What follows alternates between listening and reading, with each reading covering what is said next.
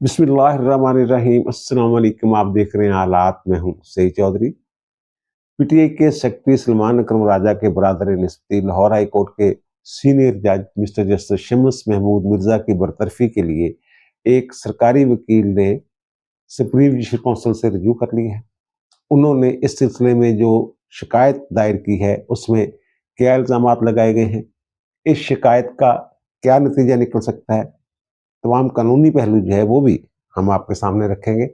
लेकिन इससे पहले 3 और मौज़ूआत हैं जिन पे एक-एक 2-2 मिनट हम बात करेंगे। पहली खबर तो ये है कि जनाब अली मीन गंडापुर वज़ीर आला खैबर पख्तूनख्वा को पीटीआई खैबर पख्तूनख्वा की सदारत से हटा दिया गया है और वहाँ उनके जो मुखालिफ समझे जाने वाले जुनैद अकबर साहब जो हैं, उन्हें वहाँ का सदर मुकर्रर कर दिया गया है। ये इमरान खान साहब ने फैसला किया है। वो कल के व्लॉग में मैंने कहा था जनाब बुशरा बेगम ने इमरान खान के शायद कान भरे हैं या क्या किया है, तो वो जनाब अली मीन गंडापुर के बड़े खिलाफ हो गए होंगे। बुशरा बेगम का ये कहना है, ज़राए ये बता रहे हैं कि बुशरा बेगम का ये कहना है कि जनाब जो मुझे सज़ा हुई है ना, मामला ठीक जा रहे थे, लेकिन अली मीन गंडापुर साहब ने जब आर्मी चीफ के साथ मुलाकात की है, तो उस वक़्त उन्होंने कुछ गड़बड़ की है इस मामले में, वरना मुझे सज़ा नहीं होनी थी। अली मीन गंडापुर ने मुझे सज़ा दिलवाई है और वो कहती है कि जनाब अली मीन गंडापुर साहब को इस बात का गुस्सा था कि जब असल में मसला पता क्या हुआ था, गुस्सा किस बात पे था अली मीन गंडापुर को, जो बुशरा बेगम के ख्याल में जो उन्होंने इमरान खान को बताया है कि जनाब अली मीन गंडापुर साहब ये दावा कर रहे हैं कि जनाब बुशरा बेगम की जो जमानत है वो मेरे कहने पे हुई थी, मैंने यकीन दहानी करवाई थी। जनाब बुशरा बेगम बाहर आके घरेलू खातून है, तो वो किसी सियासत वगैरह में वो दखल अंदाजी नहीं करेंगी। तो लेकिन हुआ ये कि जनाब जब ये 24 नवंबर को 24 नवंबर 25 26 तारीख जो कुछ भी इस्लामाबाद में हुआ, ये जुलूस लेके आ गए थे, तो बुशरा बेगम ने क़यादत भी अपने हाथ में संभाल ली थी। तो अली मीन गंडापुर ने पूरी कोशिश की थी कि किसी न किसी अंदाज में बुशरा बेगम जो है वो पीछे हट जाए, संजानी वाली तजवीज़ ही मान लें, लेकिन बुशरा बेगम जनाब डटी रही और फिर उनकी जो यकीन दहानी थी अली मीन गंडापुर साहब वो शर्मिंदा हुए होंगे ना कहीं न कहीं। और फिर जब पार्टी के इजलास में बुशरा बेगम से अली मीन गंडापुर ने पूछा पूरी सूरत-ए-हाल जनाब बताएँ इनको क्या हुआ? उन्होंने कहा मैं थानू की दसां, मैं तो खान साहब नूं दसूंगी। यानी कि वो पहले से ही ये ज़हन बना के बैठी थी उन गंडापुर नूं छड्डना नहीं हैगा और ऐसा ही हुआ। तो ये इन्होंने प्रेस कॉन्फ्रेंस की है सलमान अकरम राजा वगैरह ने, आप जो अली मीन गंडापुर साहब है उन्होंने अपनी मर्ज़ी से ये छोड़ा है। अगर उन्होंने अपनी मर्ज़ी से छोड़ा है, तो ये भी तो बता दें ना कि जब इमरान खान से किसी ने कहा कि जनाब सदारत से क्या हटाना है उनको, तो उनको वज़ारत आला से हटा दें। तो खान साहब ने ये कहा यार अगर वज़ारत आला से हटाएँगे हो सकता है वो बगावत पे उतर आए और वो जो हमारे हक में फैसला हुआ है सुप्रीम कोर्ट का, उसमें तो अमल नहीं हो रहा है। कानून के ज़रिए गैर मौसर बना दिया गया है, जो सीटें-सूटें दी हुई हैं इनको, पीटीआई वो सुन्नी इत्तेहाद कौंसिल की दरखास्त में पीटीआई को नहीं सीटें-सूटें दे दी थी, उसको उसको गैर मौसर बनाने के लिए इलेक्शन एक्ट में तरमीम कर दी गई थी। वो कह रहे हैं जनाब वो जो तरमीम है वो साढ़े संग चढ़ी हुई है, इस तरह की गल की थी। उन्होंने कहा जनाब अब अगर इनको अली मीन गंडापुर को हटा दिया गया तो ये कहीं बगावत पे नहीं उतरा है, अपना उसका ग्रुप है और तगड़ा ग्रुप है और बाकी जमातें भी उनके साथ मिल सकती हैं, तो ये बेहतर यही है कि गंडापुर साहब जो है ये हमारे ही वज़ीर आला रहे, लेकिन पार्टी में इनका अमल दखल जो है वसीयत सदर वो ख़त्म कर दिया जाए। ये अगर वो अपनी रज़ामंदी के साथ छोड़ रहे होते तो फिर ये बात करने की ज़रूरत क्यों पेश आती है कि वो साहब जिनके साथ मेरी बात हो रही थी, तो उनकी बातों से मुझे ये लग रहा है कि इमरान खान साहब जो है जो फ्रस्ट्रेशन, डिप्रेशन, नाउम्मीदी की इंतहाओं पे हैं इस वक़्त, बड़े परेशान हैं और फिर इस हालत में इंसान को गुस्सा भी बड़ी जल्दी आता है और वो किसी पे एतबार करने के लिए भी तैयार नहीं। बुशरा बेगम के सिवा वो किसी की सुनते नहीं। लग ये रहा कि शायद वो बुशरा बेगम के वो कहते हैं ट्रांस में हैं, उनका जो दिमाग है उनकी मुट्ठी में है बुशरा बेगम की और वो जो करवा रही हैं वो खान साहब कर रहे हैं। ये इन्हीं की जमात के एक साहब हैं, वो ये बात कर रहे थे जो मैं अब तक पहुँचा रहा हूँ। और दूसरा फिर इमरान खान की अब ये कैफ़ियत वो हो गई है ना जनाब जब बंदा अपने भांडे तोड़न लग जाता और इमरान खान साहब यही कर रहे हैं। बस इतनी उन्होंने होशमंदी का मुज़ाहरा किया है कि जनाब उनको वज़ारत आला से हटाने के लिए सरदस्त उन्होंने कोई इक़दाम नहीं किया क्योंकि उन्हें खदशा है कि अली मीन गंडापुर जेड़ा किते बगावत ना कर देवे और पार्टी दे विच ओहदा ग्रुप हैगा और तगड़ा ग्रुप हैगा, बाकी जमातां दे हत्थ ना चढ़ जावे और फिर वो कौल उनके साहब के कि जनाब जो एस्टेब्लिशमेंट है वो अली मीन गंडापुर के पीछे है। और बुशरा बेगम ये कह रही है जनाब अच्छा वैसे ना ये बुशरा बेगम हैं, जो इमरान खान साहब हैं, इनके लिए कई मरतबा दरवाजे जो है ना, खिड़कियां, वो अली मीन गंडापुर साहब ने खुलवाई हैं, लेकिन इन्होंने अपनी कुताबिदनी के बायस ना वो खिड़कियां खुद ही बंद कर दी। अब वो मुकम्मल तौर पे बंद है, दरवाजे को अंदर से चुसनी लगी हुई है और खिड़कियां भी बंद कर दी गई है। ये खान साहब के अपने अमाल हैं जिनकी वजह से ये सारी सूरत। अली मीन गंडापुर साहब ये वैसे भी मोहसिन कुछ हैं थोड़े से, इमरान खान साहब जिन्होंने भी इनका भला किया, तो इन्होंने उनका फिर क्या हाल किया। वो अलीम खान हो, वो जहांगीर तरीन हो, और भी पुराने इनके दोस्त जो है, माजिद खान के साथ इन्होंने क्या किया था, जो इनके कजन है क्रिकेटर, जिनको लेके आए थे क्रिकेट में। और फिर अली मीन गंडापुर तो शायद कोई नहीं। अली मीन गंडापुर वो ये कह रहे हैं, उनके जराए ये कह रहे हैं, मैंने तो खान साहब के लिए बिजली भी करवाई है बहुत सारे मामलात में। अब पता नहीं कहां से बिजली हुई होगी, या ज़ाहिर उन्हें ताने शाने देते हो ना कि यार तो कड़े बंदे नहीं गला कर रहा पे, एस्टेब्लिशमेंट तो करवाई होनी है और क्या तो करवाई होनी है। तो मैंने तो अपनी अना भी दाव पे लगा दी। लेकिन खान साहब वही हरकत इनकी मोहसिन कुशी वाली। और दूसरा जनाब कि पीटीआई ने 26वीं आईनी तरमीम जो है ये चैलेंज कर दी है। इनको बड़े नकायस नजर आ रहे हैं। इनका जो बड़ा नुक्ता है ना, वो ये है कि जनाब 26वीं आईनी तरमीम जो है, ये जो आइन का बुनियादी आईनी ढांचा है उससे मुतसादिम है। और बुनियादी आईनी ढांचे पे मैं कई दफा विलाग कर चुका हूं कि उसमें अदलिया की आज़ादी भी शामिल है। जनाब इससे अदलिया की आज़ादी जो है वो मजरू हुई है। और मैं ये भी बता चुका हूं कि आइन में ये वाज़े तौर पे लिखा हुआ है कि पार्लियामेंट जो है वो आइन में कोई भी तरमीम कर सकती है, और उस तरमीम को बाकायदा वजाहत दी गई है आइन में। और वो तरमीम जो है आइनी तरमीम, उसको अदालत में चैलेंज भी नहीं किया जा सकता। ये जो मिलिट्री कोर्ट्स वाला केस था ना, इसमें 4 जजों ने ये नोट दिया था। इस बुनियाद पे दरखास्तें मुस्तरद की थी मिलिट्री कोर्ट्स के खिलाफ कि जनाब ये तो आइनी तरमीम है, इसको तो चैलेंज ही नहीं किया जा सकता। उसमें खोसा साहब भी थे, आसिफ सईद खोसा, साकिब निसार साहब भी थे, उस वक्त के चीफ जस्टिस भी थे, इकबाल हमीद रहमान साहब भी थे। ये सारे लोगों ने ये कहा था ना माजी, ये बुनियादी आईनी ढांचा तो 1997 यानी 1973 से 1997 तक कोई जजमेंट नहीं, और आइन में भी कहीं नहीं लिखा हुआ जनाब इसका कोई बुनियादी आईनी ढांचा है। अगर है तो मैंने पहले भी अर्ज किया था, चोर की सजा वो मेरी, मुझे दिखा दे कहां लिखा हुआ है। जजमेंट्स के जरिए इन्होंने ये इख्तियार खुद ही अपने हाथ में लिया हुआ है। और 1997 में पहली दफा महमूद अचकज़ई केस में इन्होंने जना नुमाया खद्दोखाल या बुनियादी आईनी ढांचे का जो है ये सुप्रीम कोर्ट ने फैसला दिया था। तो फिर उसके बाद मुख्तलिफ जजमेंट्स आए, मुकला महाज केस, फलां केस, और वो जो शाह जफर अली शाह केस, और फिर मिलिट्री कोर्ट्स वाला केस। इन्होंने कहा ना बुनियादी ढांचा है और अदलिया की आज़ादी वगैरह उसमें शामिल है। तो ये, लेकिन अगर आइन की तरफ जाएं तो ये इन्होंने इख्तियार कहाँ से कशीद किया, ये भी देखने वाली बात है ना। बहरहाल ये 26वीं आईनी तरमीम के खिलाफ गए हैं जनाब। हम जनाब एक खिलाफ वो मुहिम चलाने का ऐलान भी किया था। इनके जो वकला रहनुमा हैं उन्होंने भी जनाब तहरीक अपनी तरफ से शुरू की हुई है, लेकिन नजर कहीं नहीं आती। तो अब जो मौलाना फजल रहमान साहब है, उन्होंने जो इनके तफजात है ना बज़ाहिर 26वीं आईनी तरमीम पे, तो उनका भांडा फोड़ दिया है। उन्होंने ये कहा है, मौलाना फजल रहमान साहब ने, कि जनाब 26वीं आईनी तरमीम जो है, जो मौजूदा शक्ल में जो मंजूर हुई है पार्लियामेंट से, तो ये पीटीआई को एतमाद में लेके की गई थी। यानी पीटीआई वालों ने इससे इत्तेफाक किया था तमाम निकात से। तो फिर ज़ाहिर है वो सियासी गेम अपनी कर रहे हैं। वो कहते हैं, मौलाना फजल रहमान साहब कहते हैं, मैंने इनको कहा था कि वोट ना दे, वोट देने से मैंने रोका था। ये तो इनका दोहरा म्यार है इमरान खान साहब और पीटीआई का। बहरहाल इनके हाथ में एक मोहरा आ गया हुआ है सियासत के लिए, तो वो खेलने उससे बहरहाल। और फिर सुप्रीम कोर्ट में इनके लोग जो है वो जस्टिस मंसूर अली शाह साहब हो गए और कुछ जजेस हो गए, 26वीं आईनी तरमीम के खिलाफ खुल्लम खुल्ला बात कर रहे हैं। अब मंसूर अली शाह साहब ने एक और खत लिख दिया है जनाब, जो चीफ जस्टिस पाकिस्तान जाहिया अफरीदी साहब और जो जजेस कमेटी के दूसरे रुकन हैं अमीनुद्दीन खान साहब के नाम, और उसमें उन्होंने कुछ इतराज़ात उठाए हैं। जो बेंच नहीं बनाया गया 6 रुकनी, अपने पिछले विलाग में मैंने जिक्र किया था कि जनाब इन्होंने जो तौहीन अदालत की कार्रवाई शुरू की थी नजर अब्बास के खिलाफ, एडिशनल रजिस्ट्रार के खिलाफ शोकत नोटिस जारी किया था, तो उन्होंने नजर अब्बास साहब ने उसको चैलेंज कर दिया, उसके खिलाफ इंटर कोर्ट अपील फाइल कर दी।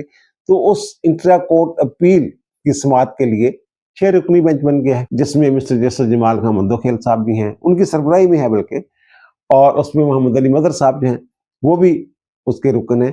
तो इन्होंने ये एतराज़ किया है कि जनाब जमाल खान मंदोखेल साहब और मोहम्मद अली मदर साहब जो हैं वो उस बेंच में ना बैठे, जो इंट्रा कोर्ट अपील की समाअत करने वाला बेंच है, जो 6 रुकनी बेंच बनाया गया। अब ये कहते हैं जनाब ये मुफादात का टकराव होगा अगर वो बैठेंगे, और वो कह रहे हैं जनाब 23 तारीख को अजलास था, 23 जनवरी को जुडिशल कमीशन का, वहां से आए हैं जनाब, फिर वो गैर रस्मी सा अजलास हुआ जो ये हमारी जजेस कमेटी है उसका, यानी कि मेरा, मीनुद्दीन खान साहब और ये अफरीदी साहब का, और वहाँ उस अजलास में ये कहा गया कि जनाब 5 सीनियर तरीन जजों पर मुश्तमिल जो है वो बेंच बना देते हैं। तो मैंने ये कहा कि 5 सीनियर तरीन जज हों, लेकिन उसमें जो कमेटी है जजेस कमेटी ये वाली, और जो आईनी बेंच की जजेस कमेटी है उसके अरकान शामिल ना हो। तो वो कहते जनाब, फिर कहा गया चीफ जस्टिस का मेरा तो ख्याल है कि 4 रुकनी जो है मैं बेंच बना देता हूँ, लेकिन बाद में मुझे जनाब मेरे सेक्रेटरी ने व्हाट्सएप पे बताया कि जनाब वो 6 रुकनी बेंच बना रहे हैं। तो मेरी राय पूछी तो मैंने कहा जनाब मैंने तो बता दिया था, और अब जो है कि मैं सुबह बताऊंगा। लेकिन वो कहते हैं कि रात को कोई 10:28 पे मेरे सेक्रेटरी ने मुझे बताया कि जनाब वो तो जनाब रोस्टर भी जारी होगी, काज लिस्ट भी जारी होगी है, और 6 रुकनी बेंच जो है वो बना दिया गया है, जिसमें जमाल खान मंदोखेल साहब और मोहम्मद अली मदर साहब जो दोनों शामिल हैं। अब वो क्या कहते हैं, मुफादात का टकराव कहाँ पे आता है? वो ये कहते हैं कि जनाब जो हमने तो हिंद अदालत की कार्रवाई शुरू की थी वो तो ये था कि जनाब हमने ये कहा था 13 तारीख को हमने 9191A की वो तशरीह करने के लिए जनाब हमने वकला को तैयारी करके आए, और वो बेंच था मेरा, मंसूर अली शाह साहब का, और आयशा मलिक साहबा का, और इरफान सादत खान साहब का, और 16 तारीख को हमने उसकी समाअत करनी थी। 16 तारीख को इरफान सादत खान साहब को उन्होंने निकाल दिया जनाब बेंच से। तो हमने वो उस वक्त जुडिशियल ऑर्डर जारी किया कि जनाब ये जो है ना, यानी वो जो बेंच 3 रुकनी हमारा बेंच था, तो हमने ये कहा था जनाब दोबारा इरफान सादत खान को शामिल करके ये केस जो है 191A की जो तशरीह वाला मामला है, जो आईनी बेंच 26वें आईनी तरमीम वाला मामला यार, उसके लिए जनाब वो वही बेंच बनाया जाए। लेकिन वो जनाब कहते हैं जनाब अगली पेशी में जो तारीख हमने दी थी वो बेंच नहीं बनाया इन्होंने, बल्कि वो बेंच ही आगे पीछे कर दिया।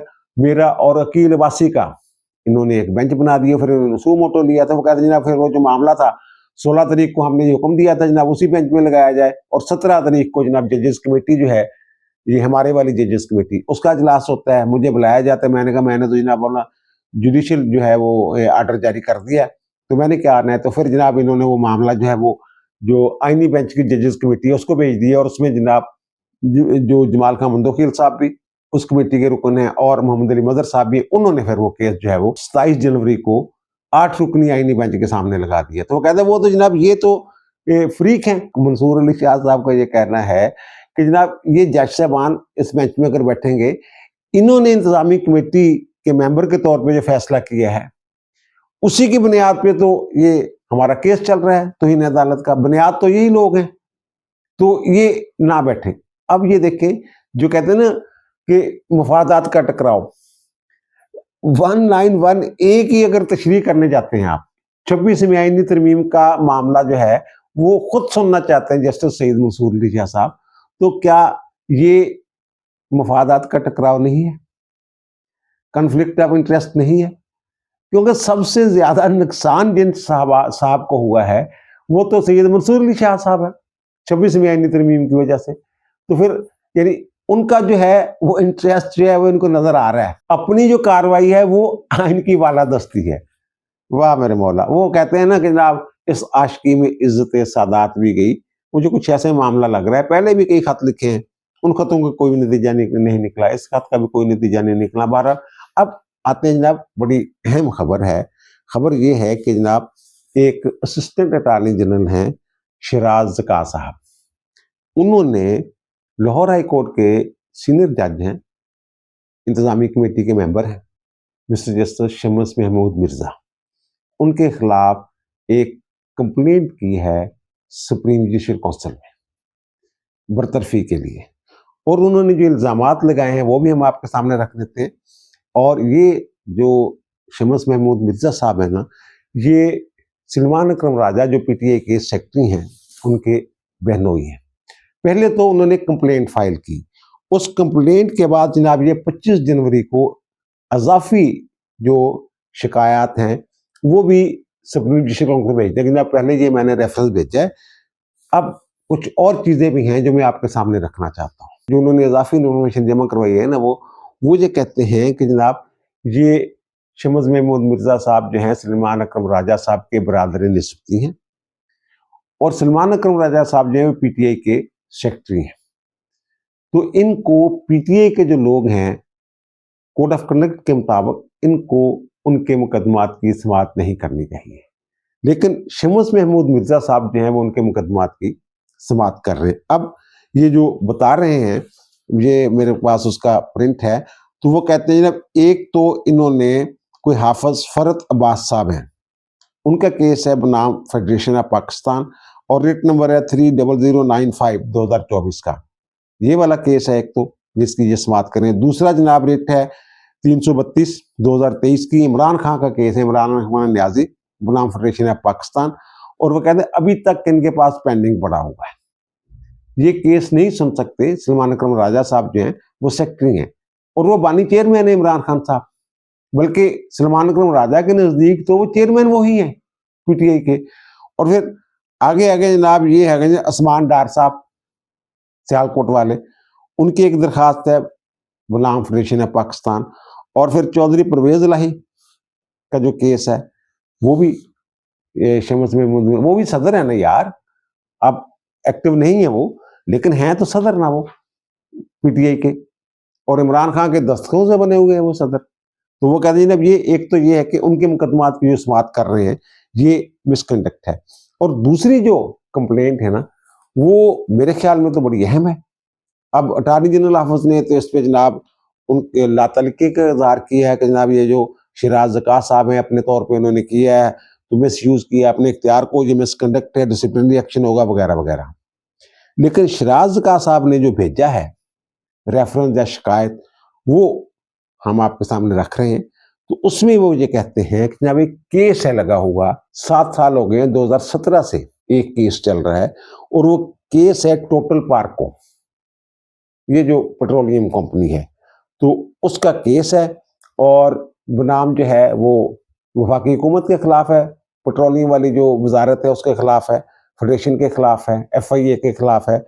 वो ये कहते हैं उसमें कि ये जो केस है ना 2017 में जब लगा था, तो जस्टिस सैयद मंसूर अली शाह साहब उस वक्त लाहौर हाई कोर्ट के जज थे, और उन्होंने ये हुक्म इम्तनाई जारी किया था, अबूरी हुक्म इम्तनाई जारी कि उनके खिलाफ जो कार्रवाई हो रही थी ना वो उन्होंने स्टे कर दी थी, और अभी तक वो मामला जो है वो स्टे पे चल रहा है सर, 17 से लेके आज तक। वो कहते हैं जनाब स्टे पे चल रहा है, हर पेशी पे वो जनाब एक्सटेंड कर देते हैं हुक्म इम्तनाई जो है, समाअत आगे नहीं बढ़ रही, फैसला नहीं हो रहा, और वो जो कह रहे हैं हर तारीख पे वो एक्सटेंड कर देते हैं। और वो कहते हैं जनाब जो 24 तारीख जो गुजर गई है 24 दिसंबर, तो उसमें वो कहते हैं कि जनाब 24 दिसंबर को ये इनके पास लगा था, तो इन्होंने कहा था जनाब वेट फॉर आर्डर, यानी कि दलाइल मुकम्मल हो गए इनके बकौल, ये जो शिराज ज़का साहब हैं इनके बकौल।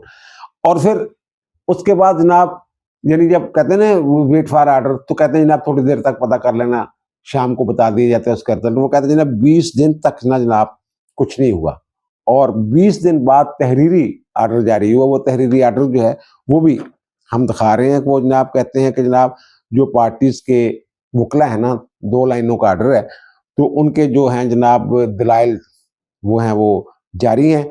और फिर वो कहते हैं जनाब 14/4 को, यानी 4 महीने की तारीख डाल दी, 14 अप्रैल 2025 को वो कहते हैं जनाब दोबारा इसकी समाअत होगी। वो कहते हैं जनाब ये इतना लंबा केस, ये को वो कहते आर्गुमेंट्स मैंने मुकम्मल कर लिए, लेकिन फिर भी जज साहब जो है इसका फैसला नहीं कर रहे। मंसूर अली शाह साहब ने हुक्म इम्तनाई जारी किया था 2017 में पहला, और हर मरतबा जो है वो एक्सटेंड करते जा रहे हैं। और फिर वो कह रहे हैं जनाब इसीलिए एक और बड़ी अजीब बात की है उन्होंने, मेरा ख्याल है कि ये कंप्लेंट करते वक्त जरा थोड़ी सी जुबानों बयान का भी ख्याल रखने थे उन्होंने। अब ये जो कर रहे हैं जज साहब, इसी वजह से पाकिस्तान की जो अदलिया है ना, इसका दुनिया में 140वां नंबर है। ये चीज़ उन्होंने लिख दी है। और फिर और चीज़ भी एक उन्होंने जो निशानदेही की है, उन्होंने जो ऑर्डर मैंने अभी दिखाया है आपको, हाई कोर्ट का आखिरी ऑर्डर जो है ये 24 दिसंबर वाला, तो उसमें जो पिटिशनर है ना, दरखास्तदार, ये टोटल पार्को वाले, तो उनमें जो एक वकील साहब हैं, मेन वकील हैं अली सफ्तान फजली साहब, बड़ा नाम है, और दूसरे उनके साथ एक वकील हैं जनाब, उनका नाम है उमर तारक गिल। अब उमर तारक गिल साहब जो हैं, ये भी असिस्टेंट अटॉर्नी जनरल है। असिस्टेंट अटॉर्नी जनरल को प्राइवेट प्रैक्टिस की इजाजत होती है, लेकिन वो प्राइवेट प्रैक्टिस अगर उस सूरत में होती है अगर दूसरी तरफ सरकार फ्रीक ना हो, यानी सईद वर्सेस अलाही बख्श, कोई भी किसी के, यानी हम दोनों के खिलाफ आपस में कोई मामला हो, उसमें तो ये उमर तारक गिल साहब जो है ये वकील बन सकते हैं। लेकिन अगर एक फ्रीक सरकार हो तो ये असिस्टेंट जो अटॉर्नी जनरल है ये वकील नहीं बन सकते। और ये उमर तारक गिल साहब जो हैं, ये जो शमस महमूद मिर्जा साहब की डीबी है ना, उसके लॉ ऑफिसर है, तो उनको पता है कि जनाब ये तो असिस्टेंट अटॉर्नी जनरल है। इसके बावजूद वो पिटिशनर्स की तरफ से बतौर वकील जो हैं वो पेश हो रहे हैं। ये कोई आम केस नहीं, इसमें पब्लिक रेवेन्यू के 401 मिलियन रुपए इन्वॉल्व हैं। 401 मिलियन का केस है सर। ये इस केस में एक और भी बड़ी इंटरेस्टिंग चीज जो है वो सामने आई है। ये टोटल पार्को वाला जो केस है, उसमें ये है कि जो टोटल पार्को ने वजारत पेट्रोलियम के खिलाफ ये दरखास्त दी हुई है। अब वजारत पेट्रोलियम के इंचार्ज सेक्रेटरी कौन है? इंचार्ज सेक्रेटरी जनाब मोहम्मद अली आगा साहब। और मोहम्मद अली आगा साहब जो हैं, ये टोटल पार्को का जो बोर्ड ऑफ डायरेक्टर्स है उसका भी मेंबर है, यानी मुद्दई भी हो ही ने, मुद्दा लाया भी हो ही ने। तो फिर फैसला क्या होना? वैसे 26वीं आईनी तरमीम में ये चीज डाल दी गई है कि जो जुडिशियल कमीशन है ना, वो हाई कोर्ट के जजों की कारकर्दगी का सालाना जायजा ले सकता है, जुडिशियल कमीशन। और अगर किसी जज की कार्रवाई जो कारकर्दगी वो नाकस है, तो मामला सुप्रीम जुडिशियल काउंसिल को भी भेजा जा सकता है। ये वकील साहब जो हैं, असिस्टेंट अटॉर्नी शिराज ज़का साहब, ये कह रहे हैं जनाब ये इनकी कारकर्दगी देख रहे हैं, कारकर्दगी दुरुस्त नहीं है। ये तो ठीक है, लेकिन एक चीज जो है जो मिस हो गई है, वो इसमें जो एक आईनी तकाजा है, वो आइन का है आर्टिकल 199। ये जो पिटिशन है ना, पिटिशन ये जो पार्को वाली है, टोटल पार्को वाली, ये 199 के तहत ही रिट जुडिक्शन में ये दरखास्त जो है ये 2017 में फाइल हुई थी, जो अभी तक पेंडिंग है। जो आर्टिकल 199 का सब आर्टिकल 4A है ना, वो अदालत को पाबंद करता है सर। वो देख लीजिए, उसमें लिखा हुआ है। उसमें दो चीजें हैं, बड़ी अहम है दो चीजें, कि ऐसे मुकदमात 199 वाले जुडिक्शन वाले जिनमें पब्लिक रेवेन्यू इन्वॉल्व हो, सरकार की कोई जायदाद का मामला हो, तो वो केस जो है ना अबूरी हुक्म इम्तनाई, जिसको हम स्टे आर्डर उर्फ आम में कह देते हैं, कि वो स्टे आर्डर जो है वो 6 माह से ज्यादा देर तक बरकरार नहीं रह सकता सर। 6 माह बाद लैप्स कर जाता। और फिर इसमें यह भी लिखा हुआ है, एक मरतबा फिर हम आपको दिखा रहे हैं, इसमें यह भी लिखा हुआ है कि ऐसे मुकदमात जिनमें जो पब्लिक रेवेन्यू का मामला हो, सरकारी मुहासिल का इशू हो, तो उसमें अदालत जो है उसने 6 माह के अंदर उस केस का फैसला करना होता है, और यहां 7 साल हो गए। अब ये वाला जो आइन का आर्टिकल 199 है, इसकी जो तशरीह है अदलिया ने की हुई, अदलिया जो कहती है ना हर चीज चाहे ना अदलिया के आजादी, ये 6 माह में फैसला नहीं हो सकता किसी केस का। लेकिन इन्होंने क्या, ये मेरे ख्याल टेक्सटाइल मिल वाला केस था, मेरे ख्याल ज़हूर टेक्सटाइल मिल का केस था, पहले जो मलिक क़यूम साहब थे उन्होंने ये फैसला दिया था, और बाद में फिर सुप्रीम कोर्ट में इस केस का फैसला हुआ था, और अजमल मियां चीफ जस्टिस उन्होंने इसका फैसला किया था।